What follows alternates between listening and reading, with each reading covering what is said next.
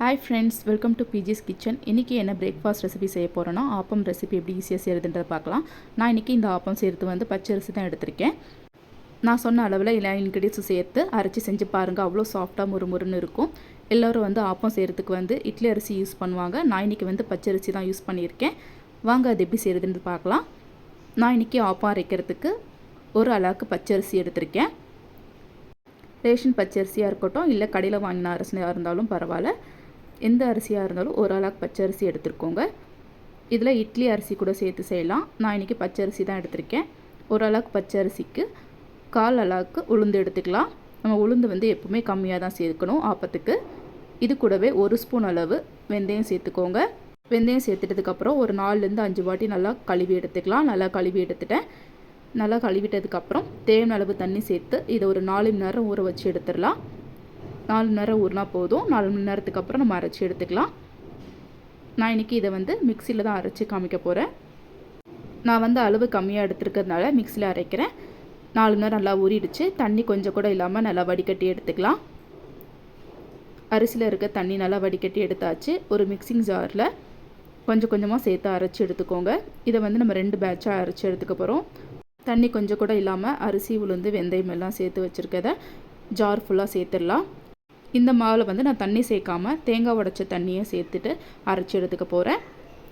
தேங்காய் தண்ணி சேர்த்துட்டு நல்லா சாஃப்டாக அரைச்சி எடுத்துக்கோங்க. இந்த அளவுக்கு நல்லா சாஃப்டாக அரைச்சி எடுத்துக்கணும். நல்லா அரைச்சி எடுத்தாச்சு. செகண்ட் பேட்ச் அரைக்கிறதுக்கு மீதி இருக்க அரிசியும் சேர்த்துட்டு இது கூடவே 1 கப் அளவு தேங்காய் சேர்த்துக்கலாம். தேங்காய் துருவன தேங்காய் சேர்த்துட்டு இது கூடவே 1 கப் அளவு பழைய சாதம் சேர்த்துக்கோங்க. மீதி இருக்க தேங்காய் தண்ணி சேர்த்துட்டு 2 ஸ்பூன் அளவு சர்க்கரை சேர்த்துக்கோங்க. சர்க்கரை சேர்த்துட்டதுக்கப்புறம் இது கூடவே தேவையான அளவு உப்பு சேர்த்துக்கோங்க. உப்பு சேர்த்துட்டு 1/2 கப் அளவு இன்னும் தண்ணி சேர்த்துக்கலாம். தண்ணி சேர்த்துட்டு இதை நல்லா சாஃப்டாக அரைச்சி எடுத்துக்கலாம். இந்த அளவுக்கு நல்லா தண்ணியாக சாஃப்டாக அரைச்சி எடுத்துக்கணும். ஆப்பத்துக்கு வந்து இந்த மாவு வந்து எப்போவுமே தண்ணியாக தான் அரைச்சி எடுத்துக்கணும். இதில் இன்னும் கொஞ்சம் தண்ணி சேர்த்து நல்லா கலந்து சேர்த்துக்கலாம். நம்ம மாவு அரைக்கும் போது தேங்காய் பழைய சாதம் சேர்க்கறதுனால ஆப்பம் வந்து நல்லா முறுமுறுன்னு சாஃப்டாக இருக்கும். அப்புறம் சீக்கிரமாக புளிச்சிரும். நல்லா இந்த மாதிரி ஈவனாக கலந்து விட்டுக்கோங்க. நல்லா கலந்து விட்டதுக்கப்புறம் தேவையான உப்பு சேர்த்து கலந்து விட்டுக்கிறேன். இதை வந்து நைட்டு ஃபுல்லாக நம்ம புளிக்க வைக்கணும். இட்லி செய்கிறதுக்கு மாவு எப்படி ஒரு 8 மணி நேரம் புளிக்க வைப்போமோ அதே மாதிரி தான் ஆப்பத்துக்கும் 8 மணி நேரம் நல்லா புளிக்கணும். மாவு கலந்து வச்சுட்டேன். இதை மூடி போட்டு அப்படியே வச்சிடலாம். எவ்வளோக்கு எவ்வளோ மாவு புளிச்சு பொங்கி வருதோ அந்த அளவுக்கு ஆப்பம் நல்லா சாஃப்டாக இருக்கும். நான் காலையில் ஒரு 7 மணிக்கு ஓப்பன் பண்ணி பார்த்தேன். மாவு பொங்கி எவ்வளோ சூப்பராக வந்திருக்கு பாருங்கள். மாவு நல்லா புளிச்சிருச்சு. இன்னும் கொஞ்சம் நேரம் விட்டுருந்தால் மாவு வந்து கீழே வடிஞ்சிருக்கும். சைடில் வடிஞ்சிருந்த மாவெல்லாம் கரண்டியை வச்சு இந்த மாதிரி எடுத்து விட்டுட்டு நல்லா கலந்து விட்டுட்டேன். கலந்துட்டதுக்கப்புறம் பாருங்கள் மாவு வந்து கம்மியாயிடுச்சு. நல்லா இந்த அளவுக்கு நல்லா கலக்கி எடுத்துக்கோங்க. மாவு சூப்பராக புளிச்சு ரெடி ஆகிடுச்சு ஆப்பம் செய்கிறதுக்கு. ஆப்பத்துக்கு வந்து மாவு வந்து இந்த அளவுக்கு நல்லா தண்ணியாக கரைச்சி எடுத்துக்கோங்க. அப்போ தான் வந்து ஊற்றுறதுக்கு ஈஸியாக இருக்கும். ரொம்ப கட்டியாக கரைச்சிடக்கூடாது. நல்லா தண்ணியாக இருக்கணும் இந்த அளவுக்கு. ஆப்பசட்டி நல்லா சூடாயிட்டதுக்கப்புறம் நான் 3 கரண்டி மாவு ஊற்றிக்கிறேன். ஆப்பசட்டி வந்து நல்லா சூடாயிட்டதுக்கப்புறம் மாவு சேர்த்துக்கோங்க. சூடாகிறதுக்கு முன்னாடி மாவு சேர்க்கக்கூடாது. ஒரு 2 நிமிஷம் நல்லா சூடாயிட்டதுக்கப்புறம் நீங்கள் மாவு சேர்த்துட்டு இந்த மாதிரி நல்லா சுற்றி விட்டுக்கோங்க. நான் இந்த மாதிரி 3 தடவை சுற்றி விட்டுட்டு இதை மூடி போட்டு வச்சிடலாம். மூடி போட்டு வச்சுட்டு மீடியம் ஃப்ளேமில் ஒரு 3 நிமிஷம் அப்படியே விட்டுருங்க. ஓரங்களில் இந்த மாதிரி கோல்டன் ப்ரௌன் கலரில் வர வரைக்கும் ஆப்பத்தை அப்படியே வேக வச்சு எடுத்துக்கோங்க. நான் 3 நிமிஷத்துக்கு அப்புறம் ஓப்பன் பண்ணிவிட்டு கரண்டியை வச்சு இந்த மாதிரி எடுத்துக்கலாம். இது வந்து நான்ஸ்டிக்னால ஈஸியாக வந்துருச்சு.